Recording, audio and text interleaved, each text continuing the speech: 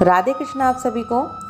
वैशाख मास महात्म्य के अध्याय 21 में हमने सुना कि राजा पुरुयशा को भगवान विष्णु ने साक्षात दर्शन दिए। अब आगे वैशाख मास महात्म्य अध्याय 22। शुद्धदेव जी कहते हैं, परमात्मा भगवान नारायण 4 भुजाओं से सुशोभित थे। उन्होंने हाथों में शंख, चक्र, गदा और पद्म धारण कर रखे थे। वे पीताम्बर धारण करके वनमाला से विभूषित थे। भगवती लक्ष्मी तथा एक पार्षद के साथ गरुड़ की पीठ पर विराजित थे। उनका तेज देखकर राजा ने अपने नेत्र मूंद लिए। उनके सब अंगों में रोमांच हो गया और नेत्रों से अश्रुधारा बहने लगी। भगवत दर्शन के आनंद में उनका हृदय सर्वथा डूब गया। उन्होंने तत्काल आगे बढ़कर भगवान को साष्टांग प्रणाम किया। फिर प्रेम विवल नेत्रों से विश्व आत्मा देव जगदीश्वर श्री हरि को बहुत देर तक निहारकर उनके चरण धोए और उस जल को अपने मस्तक पर धारण किया। उन्हीं चरणों की धोवन रूपा श्री गंगा जी ब्रह्मा जी सहित तीनों लोगों को पवित्र करती हैं। तत्पश्चात राजा ने महान वैभव से बहुमूल्य वस्त्र, आभूषण और चंदन से हार, धूप, दीप तथा अमृत के समान नैवेद्य के निवेदन आदि से एवं अपने तन, मन, धन और आत्मा का समर्पण करके अद्वितीय पुराण पुरुष भगवान विष्णु का पूजन किया। पूजा के बाद इस प्रकार स्तुति की। वो बोले, जो निर्गुण, निरंजन एवं प्रजापतियों के भी अधीश्वर हैं, ब्रह्मा आदि संपूर्ण देवता जिनकी वंदना करते रहते हैं, उन परम पुरुष भगवान श्री हरि को मैं प्रणाम करती हूँ। शरणागतों की पाप राशि का नाश करने वाले आपके चरणार विंदों को परिपक्व योग वाले योगिनियों ने जो अपने हृदय में धारण किया है, यह उनके लिए बड़े सौभाग्य की बात है। बढ़ी हुई भक्ति के द्वारा अपने अंतःकरण तथा जीव भाव को भी आपके चरणों में ही चढ़ाकर वे योगीजन उन चरणों के चिंतन मात्र से आपके धाम को प्राप्त हुए हैं। विचित्र कर्म करने वाले आप स्वतंत्र परमेश्वर को नमस्कार है। साधु पुरुषों पर अनुग्रह करने वाले आप परमात्मा को प्रणाम है। हे प्रभु, आपकी माया से मोहित होकर मैं स्त्री और धन रूपी विषयों में ही भटकता रहा हूँ। अनर्थ ही में मेरी अर्थ दृष्टि हो गई थी। हे प्रभु विश्वमूर्ते, जब जीव पर आप अनंत शक्ति परमेश्वर की कृपा होती है, तभी उसे महापुरुषों का संग प्राप्त होता है, जिससे ये संसार समुद्र गोपद के समान हो जाता है। हे ईश्वर, जब सत्संग मिलता है तभी आप में मन तथा बुद्धि का अनुराग होता है। तुम्हारे चरणार विंदों को भूल तृषा से व्याकुल अनेक योनियों में भ्रमण करता रहा हूँ। ना मैंने दान किया, ना साधु की सेवा की, ना तुम्हारी कथा सुनी। उस अपराध से शत्रुओं ने मुझे पराजित कर दिया। मेरा वैभव नष्ट हो गया। तब मैं वन में गया। मेरे अपने गुरुओं के स्मरण करते ही गुरु ने आकर मेरी दीन दशा पर दया कर दुख से छुड़ाने का उपाय बताया। उनके बताए वैशाख के धर्म कार्य जो शुभ फल देने वाले हैं, मैं करने लगा, जिनके प्रभाव से मुझे संपूर्ण वैभव मिला और मैं अत्यंत प्रसन्न हूँ।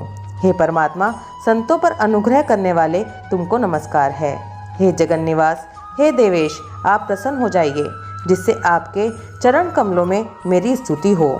मेरा समस्त राज्य जो मुझसे छिन गया था, वह भी आपका मुझ पर महान अनुग्रह ही हुआ था, ऐसा मैं मानता हूँ।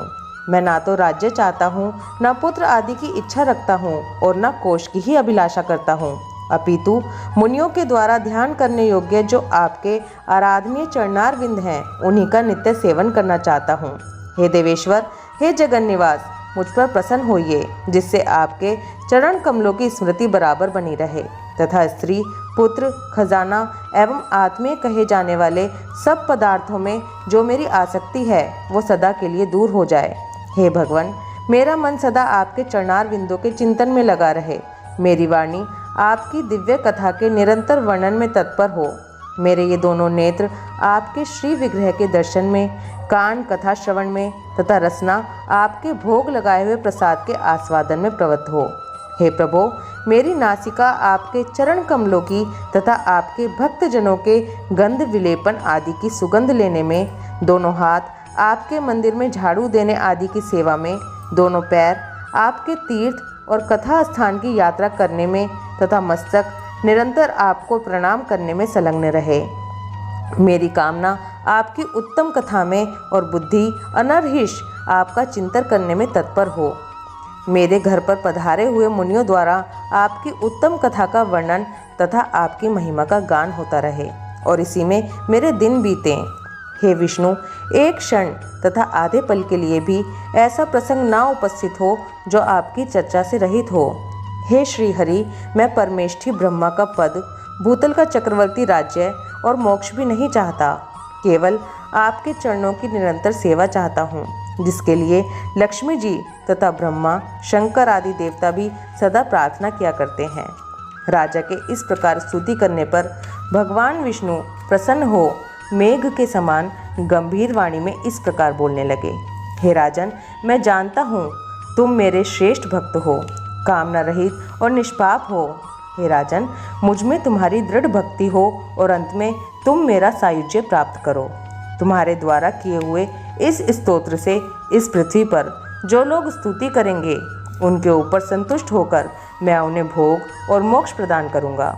ये अक्षय तृतीया इस पृथ्वी पर प्रसिद्ध होगी, जिसमें भोग और मोक्ष प्रदान करने वाला मैं तुम्हारे ऊपर प्रसन्न हुआ। जो मनुष्य इस तिथि को किसी भी बहाने से या स्वभाव से ही स्नान, दान आदि क्रियाएं करते हैं, वे मेरे अविनाशी पद को प्राप्त होते हैं। जो मनुष्य पितरों के उद्देश्य से अक्षय तृतीया को श्राद्ध करते हैं, उनका किया हुआ वह श्राद्ध अक्षय होता है। इस तिथि में थोड़ा सा भी जो पुण्य किया जाता है, उसका फल अक्षय हो जाता है। हे राजन, जो कुटुंबी ब्राह्मण को गाय दान करता है, उसके हाथ में सब संपत्तियों की वर्षा करने वाली भुक्ति और मुक्ति भी आ जाती है। जो वैशाख मास में मेरा प्रिय करने वाले धर्मों का अनुष्ठान करता है, उसके जन्म, मृत्यु, जरा, भय और पाप को मैं हर लेता हूँ। हे राजन, ये वैशाख मास मेरे चरण चिंतन की ही भांति ऐसे सहस्रों पापों को हर लेता है जिनके लिए शास्त्रों में कोई प्रायश्चित ही नहीं है। राजा को यह वरदान देकर देवाधिदेव भगवान विष्णु सबके देखते देखते वहीं से अंतर्ध्यान हो गए। इसके बाद राजा पुरुषा सदा भगवान में ही मन लगाए हुए उन्हीं की सेवा में तत्पर रहकर इस पृथ्वी का पालन करने लगे। देव दुर्लभ समस्त मनोरथों का उपभोग करके अंत में उन्होंने चक्रधारी भगवान विष्णु का सायुज्य प्राप्त कर लिया। जो इस उत्तम उपाख्यान को सुनते और सुनाते हैं, वे सब पापों से मुक्त हो भगवान विष्णु के परम पद को प्राप्त होते हैं। वैशाख मास महात्म्य अध्याय 22 समाप्त। ओम माधवाय नमः। राधे कृष्णा।